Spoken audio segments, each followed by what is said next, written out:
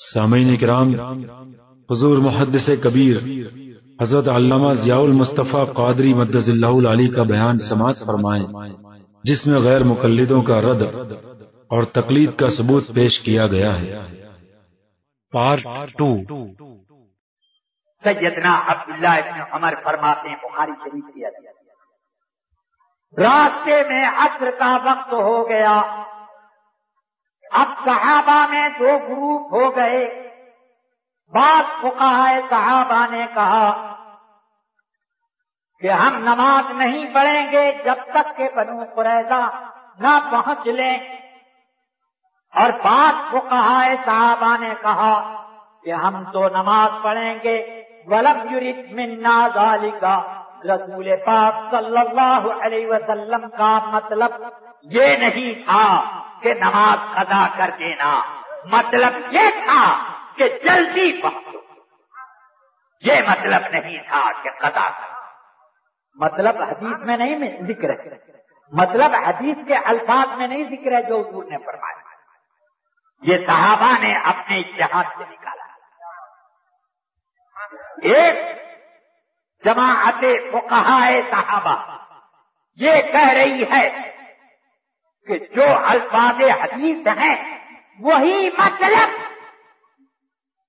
دوسرے لوگ کہتے ہیں وہ بھی فقیہ نہیں، وہ مطلب ہرگز نہیں، مطلب یہ ہے کہ جلدی پہنچو۔ دونوں نے اجتہاد کیا۔ آپ رسول اکرم صلی اللہ علیہ وسلم کے صحابہ میں سے ان کے ماننے والوں نے نماز پڑھ لی، ان کے والوں نے نماز نہیں پڑھی۔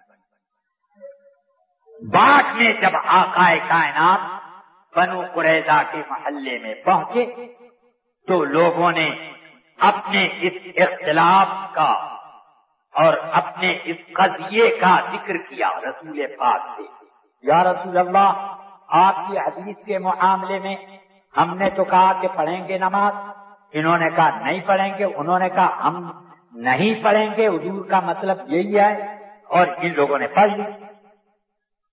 اب تو حدیث کے الفاظ یہ ہیں، فَلَمْ يُعَلِّمْ أَحَدًا مِّنْهُمْ۔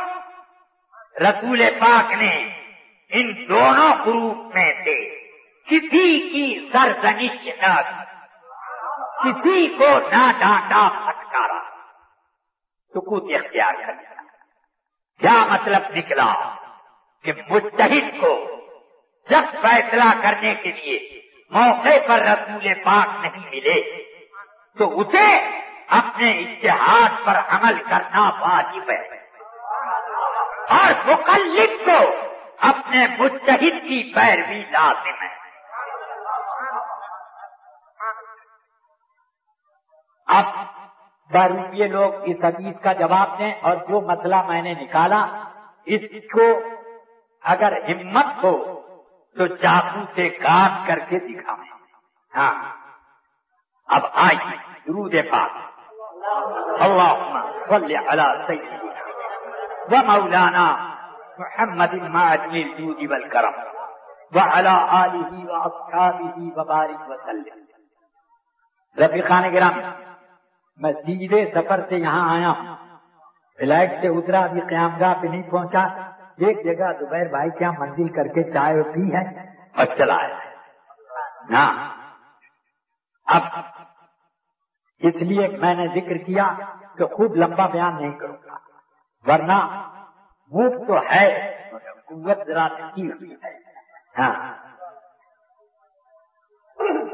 رفیقان کرام، اللہ نے فرمایا اللہ کی اطاعت کرو اور رسول کی فرما برداری کرو،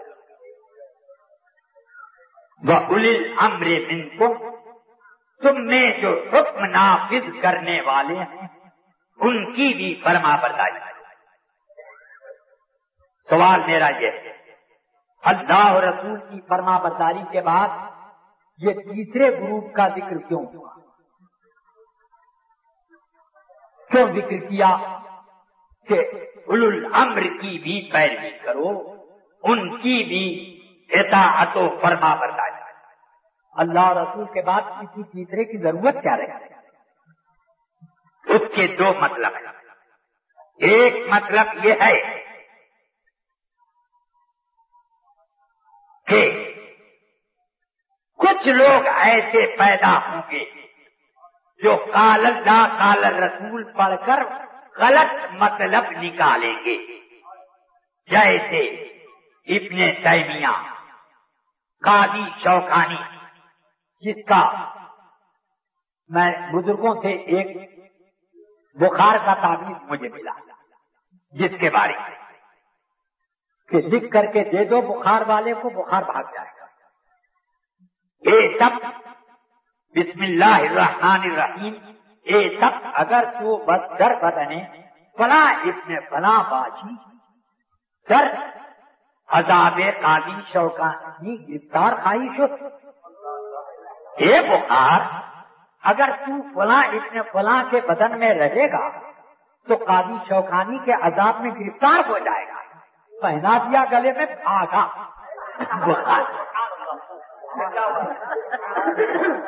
یہ کام قاضی شوکانی کا ہے، عبد الرحمان مبارک پوری کا ہے، حدیثوں کے غلط مطلب نکالنے کا.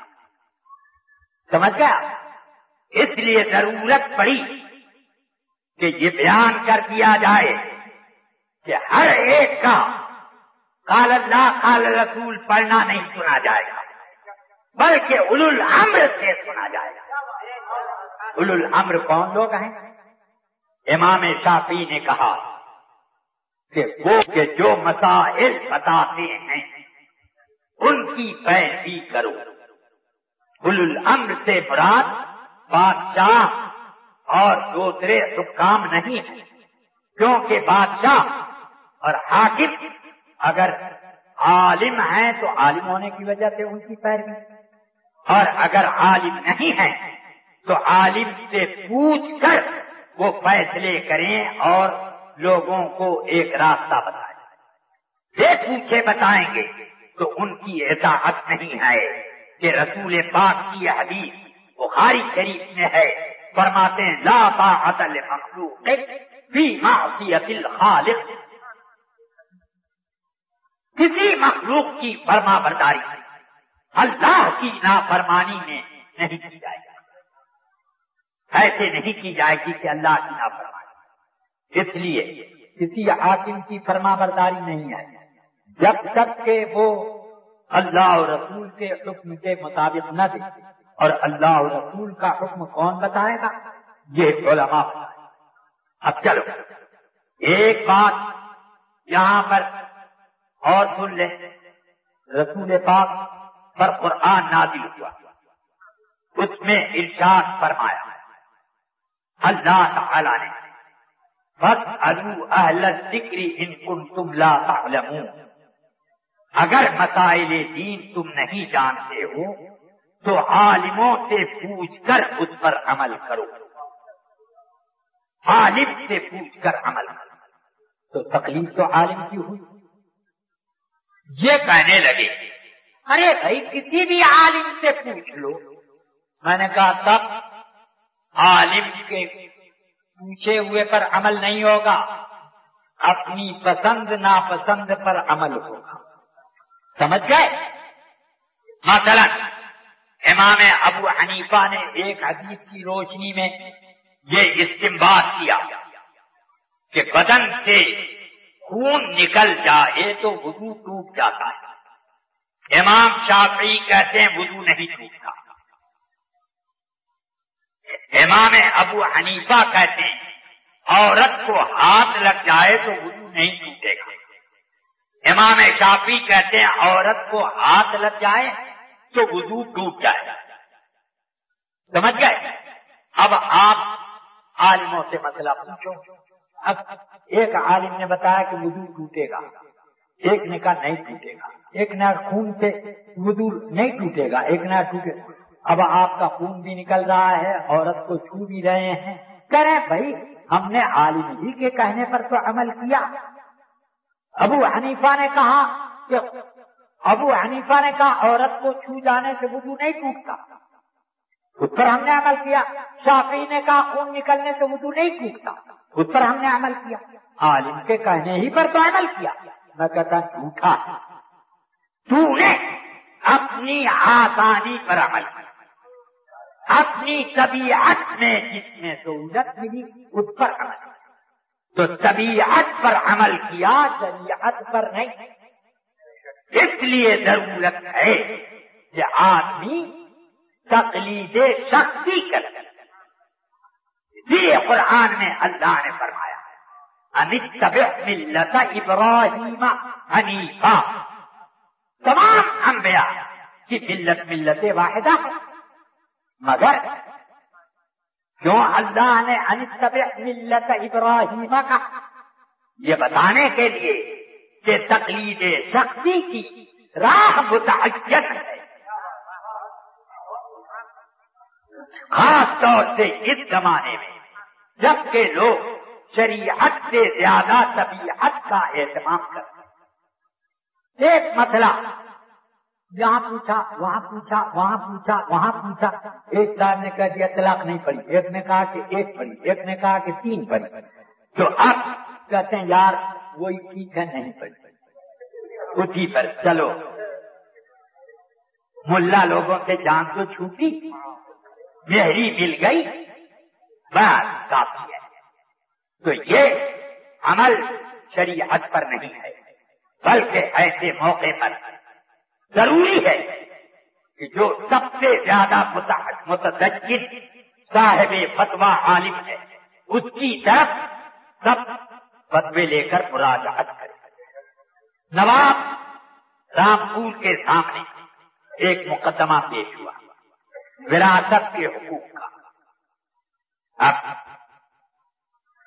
جتنے علماء سب نے لکھ دیا کہ فلاں کو وراثت نہیں ملے گی، نہیں ملے گی، نہیں ملے گی. اب گھومتے گھومتے وہ فتویٰ بریلی شریف میں اعلی حضرت کے والد صاحب کی خدمت میں آیا. وہ کسی اہم فتوے میں مصروف تھے.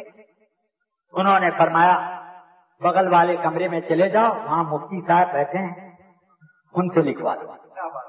آئے اس وقت ابھی اعلی حضرت کی داڑھی بھی نہیں نکلی تھی. آئے ہاتھ کے دیکھا کہ ایک صاحبزادے بیٹھے ہیں.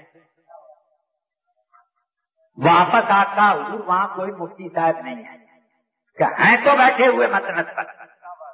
کہ نہیں حضور وہ مسند پر ایک صاحبزادے بیٹھے ہیں اور کوئی نہیں. کہ وہی ہے مفتی صاحب، ان کو دے دو. اب اعلی حضرت نے سب فتوے پڑھے اور اس کے بعد اب جواب لکھا. سارے فتووں کی کمی ظاہر کر کے اور پھر اصل حکم آپ نے لکھا کہ اصل حکم کے اعتبار سے فلاں کو وراثت ضرور ملے گی، اتنی ملے گی. اب نواب رامپور کے سامنے مقدمہ گیا اور یہ سارے فتوے پیش کیے گئے. مدعی صاحب نے کہا جو صاحب کے ایک کا فتویٰ ایک صاحب الجواب الصحیح لکھتے ہیں، انہی کا ہے، اور باقی تو سارے علماء وراثت سے معروم کر رہے ہیں، کوئی ہمارا نقصان نہیں. اب نواب صاحب نے سب پڑھ ڈالا.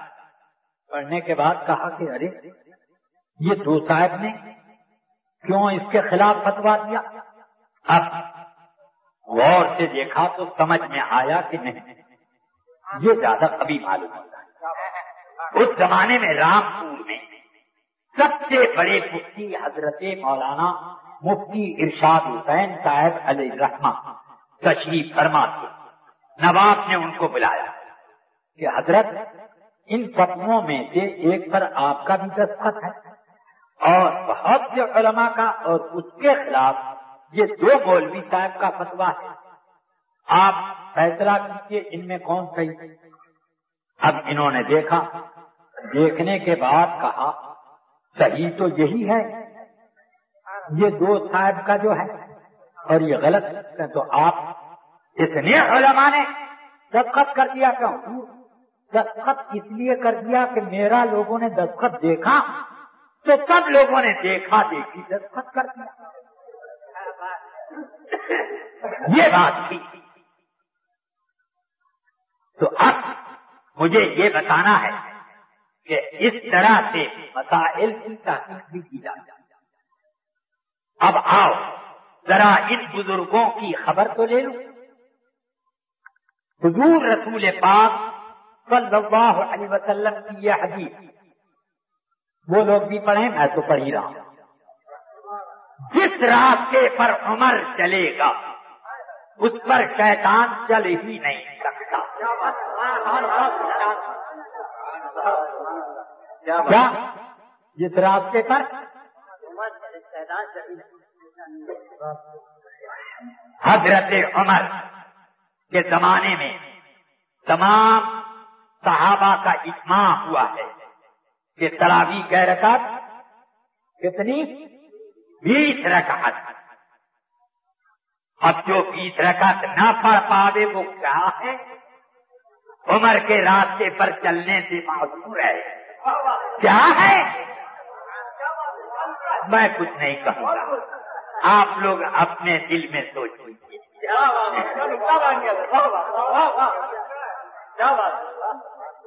حضرت عمر کہتے ہیں 3 طلاق فرماتے ہیں. طلاق کے معاملے میں سستی اور غور و فکر کا حکم ہے. جو شخص جلدی جلدی طلاقیں دے گا, طلاق طلاق طلاق تجھے طلاق طلاق طلاق ایسے جو جلدی کرے گا تو ہم اس کی طلاق نافذ کر دیں گے. 3 طلاقیں پڑ جائیں گی. سمجھ گئے؟ یہ کہتے ہیں نا 1000 بھی دے 1 مہینے کے اندر تو 1 ہی پڑے گی. میں نے کہا بھائی 1 ہی کیوں باقی رکھی, پھر ایک سب ختم کر جاتے. چلو 1 ہی پڑے گی. یہ تو سمجھ میں نہیں آتا کہ میں تمہیں 3 گالیاں دوں, کہو کہ 1 ہی ہے.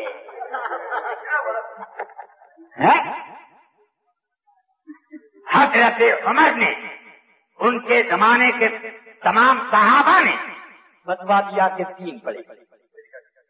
یہ عمر کا راستہ ہے. جو اس پر نہ چلے کیا ہے؟ میں کچھ نہیں کہتا, سمجھتا ہوں خوب. اب آپ بھی سمجھیں.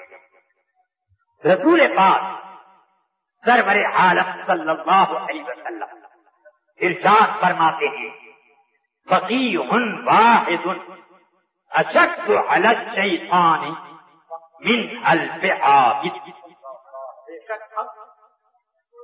ایک فقیہ شیطان کے اوپر 100 عبادت گزاروں سے زیادہ 1000 عبادت گزاروں سے زیادہ بڑی مصیبت بن جاتا ہے. ایک آدمی نماز پڑھے جب بھی شیطان پر مصیبت ہو, 2 پڑھیں جب بھی, روزہ رکھیں 1 2 4 شیطان پر مصیبت ٹوٹنے لگے, تلاوت کریں تو بھی, تہجد پڑھیں تو بھی, اوابین اشراق پڑھیں تو بھی, جتنی بھی نفلی عبادت کریں ریاضت کریں شیطان کو بڑی تکلیف ہوتی. مگر ایک فقیہ ہو تو 1000 عبادت گزاروں سے زیادہ اسے شیطان کو تکلیف کا مصیبت ٹوٹنے لگتی. سمجھ گئے؟ اس لیے ایک ابو حنیفہ پیدا ہوتا ہے تو کل بلا جاتے ہیں. سمجھ گئے؟ لوگ مسجد نماز پڑھتے ہیں, ان کو تکلیف ہوتی ہوگی کہ کیوں نہیں رفع یدین کرتے, کیوں نہیں یہ کرتے وہ نہیں کرتے. مگر سوال یہ ہے کہ ابو حنیفہ ہی کے لیے جلسہ کرنے کی کیا ضرورت پڑی, کیوں ضرورت پڑی؟ اس لیے کہ لاکھوں میں ابو حنیفہ جس پر زیادہ مصیبت بن کے ٹوٹا، جس پر مصیبت بن کے ٹوٹا وہ بل رہا۔ اب میں نہیں کہتا کہ رسول پاک نے یہ جو فرمایا اس کا مطلب کیسے فٹ ہو رہا ہے کہ ایک فقیر شیطان پر مصیبت بن جاتا ہے، اتنی بڑی مصیبت کہ 1000 عبادت گزاروں سے اتنی بڑی مصیبت نہیں ہوتی۔ میں تو فقیر نہیں ہوں مگر فقیروں کا غلام اور سب زبردار، مگر مجھے سے ان کو کتنی تکلیف ہوتی۔ اب پہچان لو کہ کیوں تکلیف ہوتی، کیا ہے یہ، کیوں تکلیف پہنچی، پہچان۔ اب آؤ بخاری شریف کی حدیث اور ان کا مسئلہ فرماتے ہیں کہ کوئی آدمی حیض کے زمانے میں طلاق دے تو نہیں پڑے گی، 1 سے یا 101 طلاق پڑے گی ہی نہیں۔ عورت حیض میں ہے اور میاں صاحب کو نے آؤ دیکھا نہ تھا، ٹھائیں بندوق چلانی شروع کر دی، چلا تو 1 بھی نہیں پڑے گی۔ کیا خوبصورت مسئلہ ہے۔ یہ چاہتے ہیں کہ منمانی کرو، کوئی ہم پر اعتراض نہ کر سکے۔ سمجھ میں آئی بات؟ اب آؤ بخاری شریف کی حدیث۔ سیدنا عبداللہ ابن عمر رضی اللہ تعالی عنہ فرماتے ہیں کہ میں نے اپنی بیوی کو طلاق دے دی جب وہ حیض میں تھی، تو رسول پاک کو میرے باپ عمر نے خبر دی تو آپ کا چہرہ سرخ ہو گیا۔ فرمایا وہ اللہ سے ڈرتا نہیں ہے کہ اس نے حیض کے زمانے میں طلاق دی، مرہو لے یراجعہا، اس کو حکم دو رجعت کرے، اپنی بیوی کو واپس لے رجعت کرے۔ میں پوچھتا ہوں طلاق نہیں پڑی تو رجعت کہاں سے آئی؟ بخاری میں ہے، مرہو اس کو حکم دے کہ وہ رجعت کرے، پھر جب وہ پاک ہو جائے تو اسے جی میں آئے تو طلاق دے یا اسے روک کے رکھے۔ اب میں ایک روایت بخاری کی دوسری اس سے واضح روایت فرماتے ہیں ابن عمر کہ رسول پاک کو حضرت عمر نے اطلاع دی تو آپ نے برہمی اور غصے کا اظہار کیا، فرمایا کہ رجعت کا حکم دو اسے۔ تو کسی نے پوچھا اے ابو عبد الرحمن، یہ عبداللہ ابن عمر کی کنیت ہے،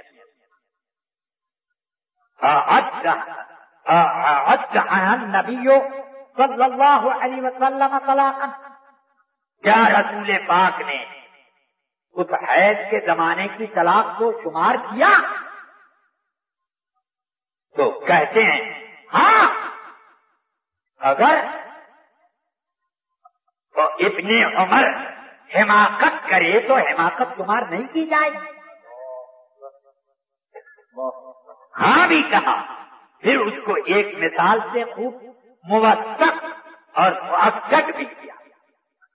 اب اس کے بعد میں سمجھ نہیں پاتا کہ جو لوگ حدیث پر عمل کا دعویٰ کرتے ہیں وہ اہل حدیث النفس ہیں یا اہل حدیث رسول ہیں۔ وہ حدیث النفس پر عمل کرتے ہیں۔ رفیقان ملت، عزیزان کرام، اس زمانے میں اہل حدیث ہونے کے لیے 5-6 مسئلے ہیں، ان پر عمل کر لو اہل حدیث ہو جاؤ۔ اس کے بعد جو چیزیں آئے، ایک تو یہ کہ جب نماز کے لیے کھڑے ہوا کرو تو گیٹ آف انڈیا بناؤ. سمجھ گئے آپ؟ نمبر 2، مثل عورتوں کے ہاتھ باندھ. کہنا ہے حدیث میں، میں نے کہا ارے بے وقوف، حدیث میں تو یہ بھی ہے، مگر فرق یہ ہے یہ عورتوں کا مسئلہ اور یہ مردوں کا مسئلہ. اب یہ ذوق کی بات ہے، کوئی عورتوں کے مسئلے پر عمل کرنا پسند کرتا، ہمیں کوئی اعتراض نہیں ہے، بھرپور عمل کرو، مہینے میں کچھ روزے نماز بھی چھوڑو. کوئی جواب؟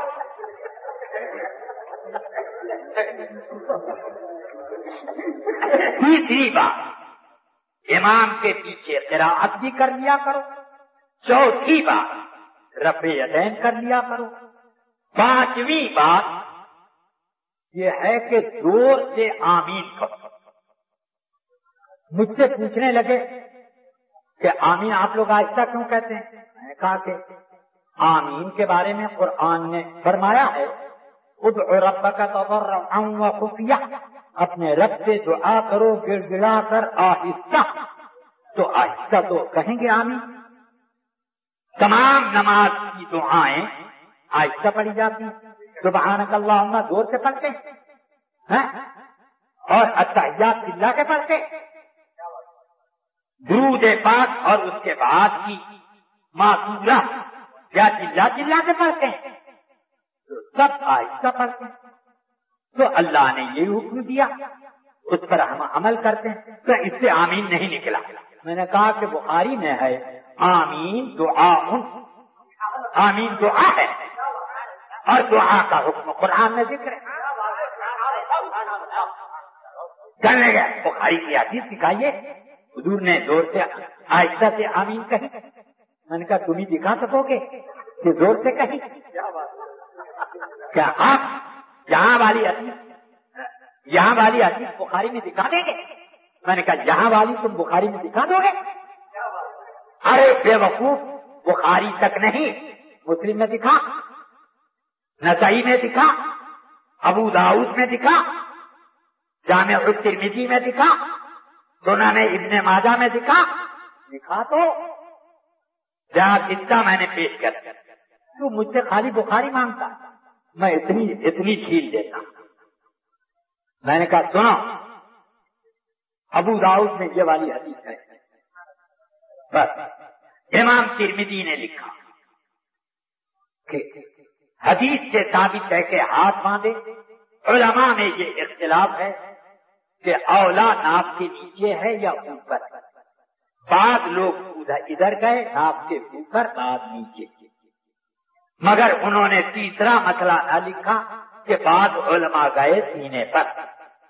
یہ نہیں. تو اس لیے اب کہنے لگے دکھائیے بخاری میں. بھائی دیکھو ایک حدیث سن، الامام غیر المغضوب علیہم ولا الضالین قولوا آمین فإن الامام یقولہ. جب امام مغضوب علیہم ولا الضالین کہے آمین تو اس لیے کہ امام بھی آمین کہتا ہے. حضور کو یہ کہنے کی ضرورت کیا پڑی کہ امام آمین کہتا ہے؟ ارے امام اگر زور سے آمین کہتا تو کیا بات، حضور کو بتانے کیا ضرورت؟ اس سے سمجھ میں آیا کہ امام صاحب آہستہ ہی کہتے تھے. نے کہا کہ امام بھی آمین کہتا ہے.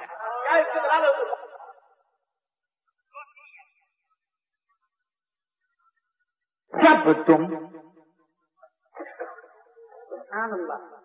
غیر المغضوب علیہم ولا الضالین پڑھو تو آمین کہو. فإنه من وافقت تامینه تامین الملائکۃ غفر له ما تقدم من ذنبه. جس کا آمین فرشتوں کے آمین کے مطابق ہو جائے اس کے گزرے فرشتوں کے آمین کے مطابق ہونے کیا کبھی فرشتوں کا آمین سنا آپ لوگوں نے؟ سنا ہے؟ اگر نہیں سنا تو اب آپ کا بھی آمین نہ سنا جائے سب مطابق ہوگا، اور وہ نہ سنائے آمین اور آپ سناؤ تو غیر مطابق ہوگا۔ اس وجہ سے خوب ٹھیک سے سمجھو۔ کہنے لگے نہیں، وقت کی ادائیگی ایک ساتھ، سب مطابقت وقت میں مطابق ہو، یا حسن ادا میں کہ دونوں خشوع سے ادا کریں۔ میں نے کہا چل مان لیا، مگر پوری مطابقت تو اس وقت ہوگی جب سب باتوں میں مطابقت، آہستہ کہنے میں بھی، اخلاص بڑھ جانے میں بھی، اور وقت میں تو سب مطابقتیں پالی جائیں تو ہوگا۔ تو ابھی تو وہی بات رہی۔ اب ایک بات یہ بھی ہے کہ طلاق 1001 تو مگر پڑے گی ایک، حیض میں جتنی چاہو تو پڑے گی ایک ہی نہیں۔ بس اتنے مسئلوں پر عمل کر لو غیر مقلد اہل حدیث۔ اس کے بعد بھی میں آئے تاڑی پیو، تاش کھیلو، ویڈیو میں فلمیں دیکھو، یہ کرو وہ کرو، مگر وہ تو اہل حدیث۔ اس لیے بھائیو، ہم یہ جانتے ہیں کہ ہم لوگ ہزاروں لاکھوں مسئلے حدیث کے مطابق عمل کریں، اہل حدیث نہ کہلائیں، اور یہ لوگ 5-6 مسئلے پر عمل کر لیں، اہل خدائے اہل خدائے۔ ایک بات کہہ کر رخصت ہوتا ہوں۔ اللہ تعالی کیا بھائی اچھا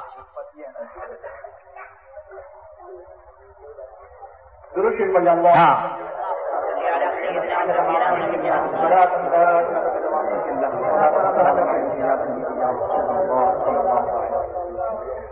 جیسے کہ پوسٹر میں بھی اعلان کیا گیا تھا کہ جن کو جو اعتراض ہو، چلیے ہاں چلیے میں ان کا جواب دوں گا۔ اللہ تبارک و تعالی قرآن مجید میں ہم لوگوں کو دعا کا ڈھنگ سکھایا۔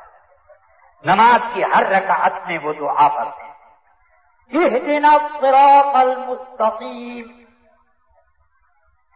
صراط الذین انعمت علیہم غیر المغضوب علیہم ولا الضالین۔ اے اللہ ہمیں سیدھی راہ پر چلا۔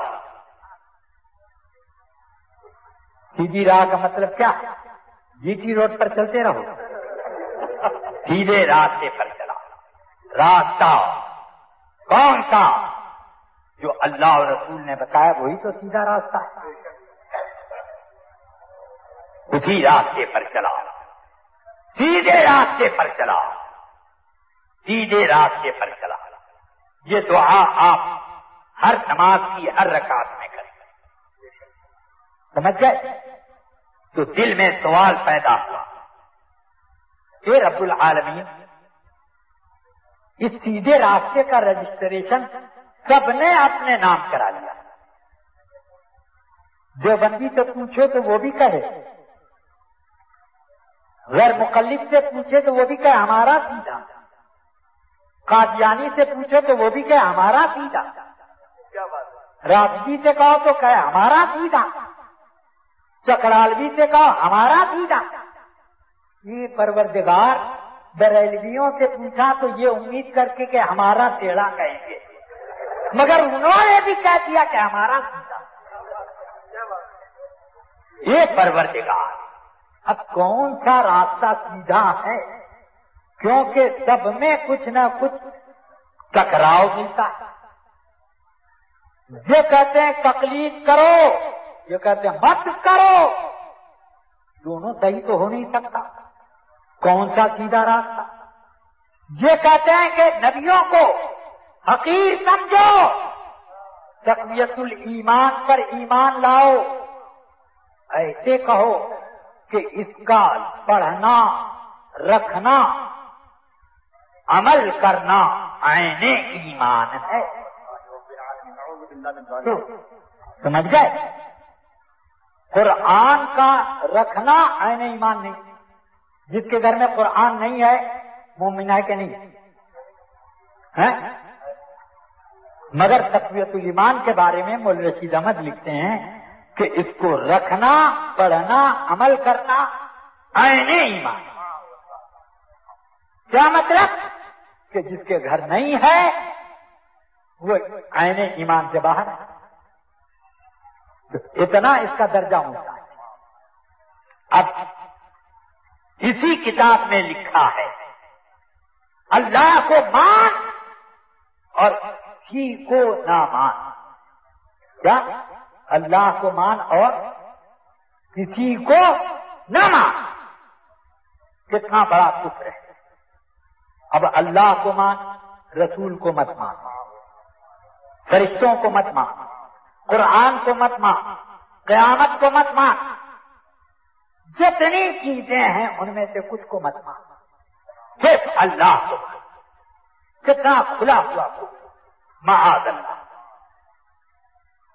قرآن فرماتا ہے آمن الرسول بما انزل الیہ من ربہ والمؤمنون کل آمن باللہ وملائکتہ ورسلہ وکتبہ ورسلہ۔ ایمان لائے، مان لیا رسول نے اور ایمان والوں نے۔ یہ ایمان لائے اور انہوں نے مان لیا اللہ کو، اس کے فرشتوں کو، اس کی کتابوں کو مان لیا اور اس کے سب رسولوں کو مان لیا۔ اور یہ کہتے ہیں اللہ کو مان اور کسی کو نہ مان، اور سب کو ماننے کا اللہ حکم دے رہا ہے۔ اتنی چل اب کس کو مانے؟ صراط مستقیم پر تو سب اپنے کو بتاتے ہیں، تو اللہ نے یہ نہ فرمایا کہ صراط مستقیم وہ جس کو میں نے قرآن میں اور رسول نے حدیث میں بتایا، بلکہ اللہ فرماتا ہے صراط الذین انعمت علیہم۔ صراط مستقیم پر تم چلنا چاہتے ہو، یہ وہ راستہ جس پر راستہ ان لوگوں کا جن پر اے اللہ تو نے احسان کیا ہے۔ احسان کیا ہوتا تو منہ جو ہے بگڑا نہ ہوتا، شکلیں خراب نہ ہو جاتی۔ احسان کیا ہے جن پر کہ جتنے بوڑھے ہو جاتے ہیں نور چہرے سے اتنا ہی اٹھتا ہے، اور یہ جتنے بوڑھے ہوتے ہیں ان پر اتنے ہی قربیت غالب آتی جاتی ہے۔ ہاں، اور یہ اب رسول پاک نے فرمایا میری امت 73 فرقوں میں بٹے گی، ایک جنت میں باقی سب وہ پاک۔ سمجھ گئے؟ تو اب آپ جنتی ہیں، ہاں آپ سب جنت، سب، کوئی بھی نہیں کہنے کو تیار۔ ارے صاحب ہم نے رجسٹریشن جہنم کا کرا لیا، اچھے اوپر دعویٰ کرے، کوئی کہنے کو تیار۔ تو اب حدیث میں تلاش کرو تو رسول پاک نے فرمایا میری امت 73 فرقوں میں بٹ جائے گی۔ تو بٹ گئی تھی کہ نہیں؟ حضور کے زمانے بٹ گئی تھی؟ بولیے، بٹ گئی تھی؟ بٹ جائے گی فرمایا، تو بٹی نہیں نہ تھی؟ تو یہ غیب کی خبر دی کہ نہیں؟ تو جو نہیں مانتا نبی کا علم غیب، خود ہی وہ اپنے آپ کو مقرر کر رہا ہے کہ میں کس پارٹی میں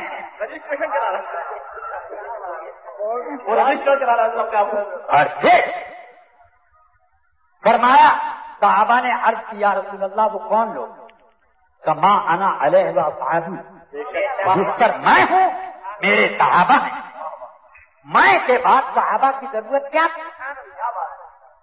مطلب یہ ہے کہ صحابہ کا ماننا بھی ایمان کے اندر داخل ہے اور جنت میں جانے کی ضمانت ہے۔ اب جو لوگ نہیں مانتے وہ تو آٹومیٹک نکل گئے، سمجھ گئے؟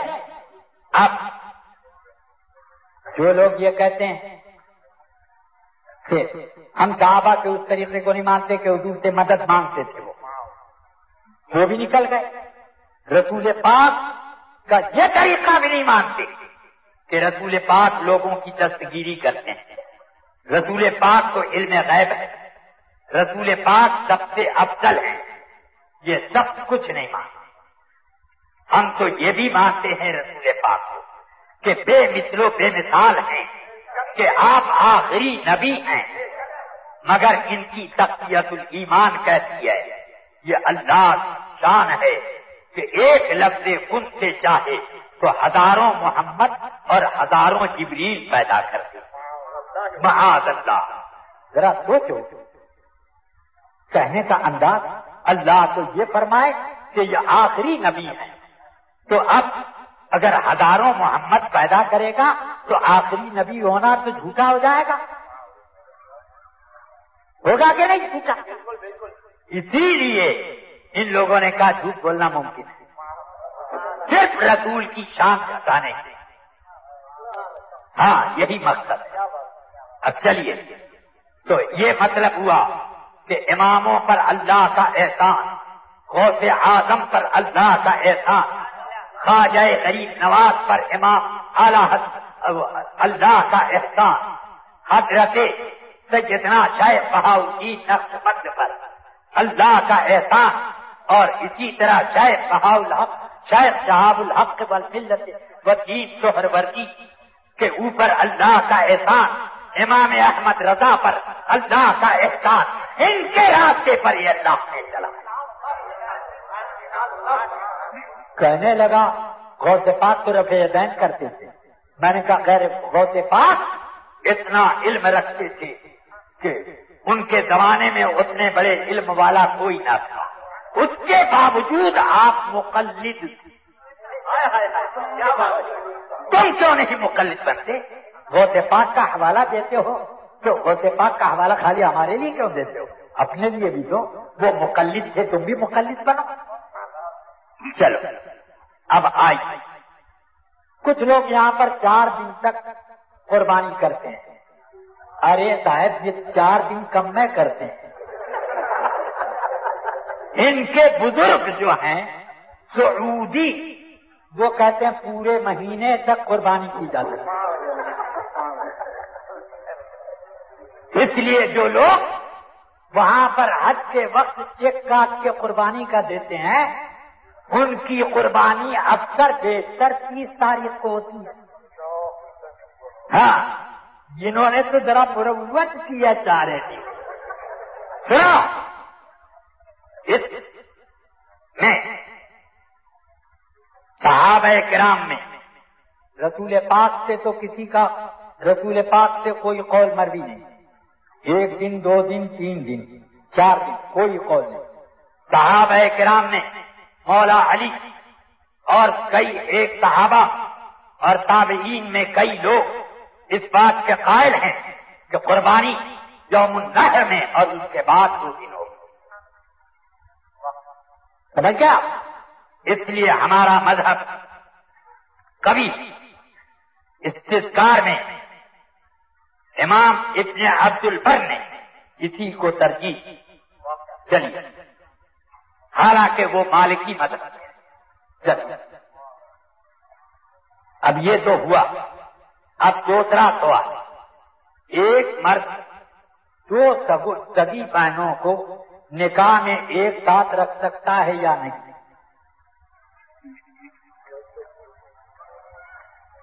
قرآن مجید نے حرام فرمایا کہ آدمی نکاح کر ایک عورت سے کرے پھر اس کی بہن سے بھی کرے، اس لیے اگر ایک ہی وقت میں اس نے کہا کہ میں نے ان دو بہنوں سے ایک ساتھ نکاح کیا تو کسی سے نہ ہوا، دونوں ایک دوسرے کو کاٹ رہا۔ اس لیے قرآن مجید نے جس چیز کو حرام کیا اس کو جو حلال سمجھے وہ کافر ہے۔ یہ غلط ہے، حرام ہے، گناہ کبیرہ ہے کہ ایک مرد دو سگی بہنوں کو نکاح میں رکھے۔ ہمارے ائمہ تو یہاں تک فرماتے ہیں کہ اگر معاذ اللہ کسی نے اپنی بیوی کی بہن سے زنا کر لیا تو جب تک اس کا استبراء نہ ہو لے تب تک اپنی بیوی سے بھی قریب ہونا حرام ہے۔ بیوی بھی اس وقت تک کے لیے اس کو یہ حرام ہے۔ ہاں، استبراء کا مطلب کہ کم از کم ایک حیض ایک ماہواری اس پر گزر جائے۔ چلے اب اس کے بعد یہ ہے کوئی شخص ایسا ہے کبھی اس امام کبھی اس امام کبھی اس امام کے پیچھے نماز پڑھتا ہے، تو اگر امام ہر جگہ کے صحیح ہیں تو ٹھیک ہے، اور اگر کوئی امام گڑبڑ گھوٹالا ہے تو اس نے اپنی نماز غارت کی، اس لیے کہ حدیث پاک میں فرمایا الامام ضامن والمؤذن مؤتمن۔ ترمذی میں یہ حدیث بسند حسن مروی ہے۔ فرماتے ہیں کہ امام ذمہ دار ہے کس بات کا؟ مقتدیوں کی نماز کا، اور مؤذن امانت دار ہے لوگوں کی کس بات کا؟ نماز کے اوقات کا، روزوں کا۔ اگر اس نے مغرب کی اذان پہلے ہی کر دی تو کیا ہوا؟ کتنے لوگوں کا روزہ گڑبڑ ہوا۔ اس لیے وہ امین ہے اس معاملے میں۔ تو جب امام ضامن ہے تو اب امام تلاش کر کے پڑھو۔ سنو، سوال یہ کیا گیا کبھی اس فرقے کبھی اس فرقے، رسول پاک نے ایک فرقے کو ناجی بتایا اور باقی سب فرقوں کو پاجی بتایا، تو اب ناجی فرقے کا امام اس کے پیچھے نماز پڑھ سکتے ہو، پاجی کو پاجی جان رہے ہو پھر پڑھ رہے ہو تو نماز گئی، اور پھر اگر وہ حد کفر میں ہے تو ایمان بھی گیا۔ اور اسی طرح پاجی کو اگر اپنا معتقد علیہ سمجھتے ہو تو پڑھو چاہے نہ پڑھو، جہاں اس کو پیشوا مانا کبھی گئے، کام سے چلے گئے۔ اس لیے یہ بات اچھی طرح یاد رکھیں۔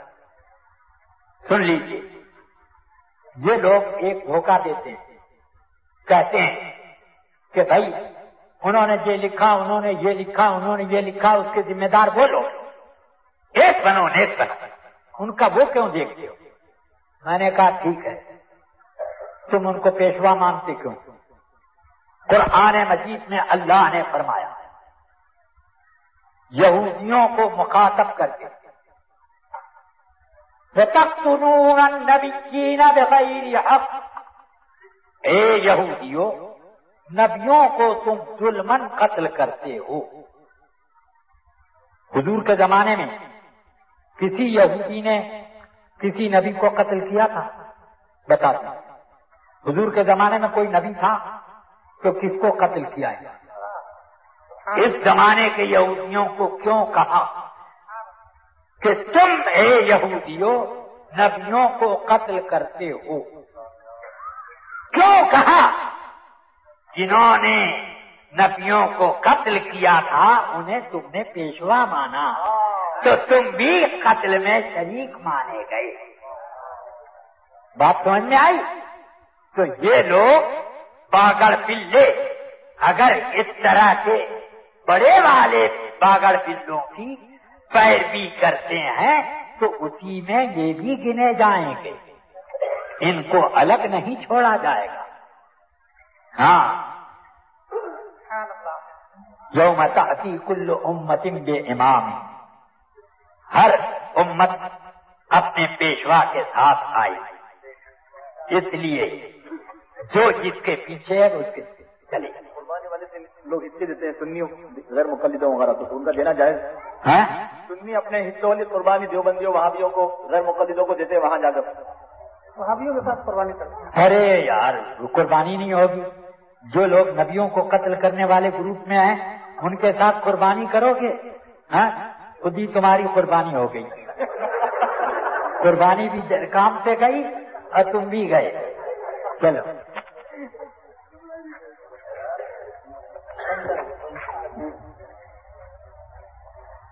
ہاں، یہ ایک اور بات یہ کہ یہ اہل حدیث لوگ کہتے ہیں کہ جیسے سعودی والے نماز پڑھتے ہیں ہم لوگ ویسے پڑھتے ہیں تو ہم لوگ صحیح ہوں۔ ارے بے وقوف ہوں میں تو میں نے کتنے سعودیوں کو دیکھا کہ ٹی وی نماز کے وقت آن کر دیا، پیچھے اس امام کے اللہ اکبر، کیا بات ہاں یہی ہوتا ہے۔ سعودی لوگوں کو یہ بھی دیکھا مسجد نبوی میں یا مسجد حرام مکہ میں، میں نے دیکھا کہ سوئے ہوئے ہیں، خراٹا لے رہے ہیں، اقامت ہونے لگی، اللہ اتنا رجسٹرڈ وضو کہ وہ کوئی بھی نہ توڑ سکے اسے۔ ہاں، حال تو وہی ہوا کہ ایک امام صاحب نے بڑا مناظر قسم کا، وہ بولا امام صاحب کون سا کیسا کیسا وہ ہو گیا تھا، کیا تھا ہوا تھا؟ ارے چھوڑو نا، کیا ہو گیا تھا؟ نہیں بتانا پڑے گا، ہم لوگ مسئلے سے غافل کیوں رہے؟ بتائیے کیا تھا ہو گیا؟ کیا پھسکی نکل گئی تھی؟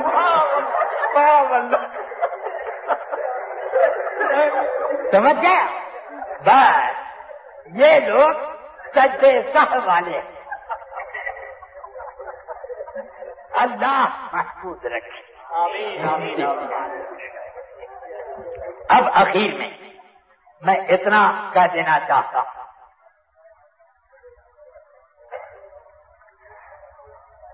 نہ تم سب میں ہمیں دیتے، نہ یوں رسوائیاں ہو۔ کیا بات ہے، حق ہے، حق ہے۔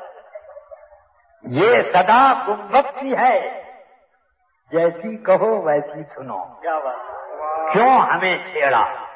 ہم نے آج رسول پاک کی اس حدیث پر عمل کیا جو بہت سی کتابوں میں ہے اور بخاری شریف میں کئی جگہ فرماتے ہیں لا تتمنوا لقاء العدو فاذا لقيتم فاصبروا۔ اے میرے صحابہ، اے میرے ماننے والوں، دشمنوں سے مقابلے کی آرزو مت کیا کرو۔ ہاں، اگر مقابلہ تھم جائے تو جم جاؤ، یعنی چھیڑو مت، اور چھڑ جائے تو چھوڑو مت۔ السلام علیکم۔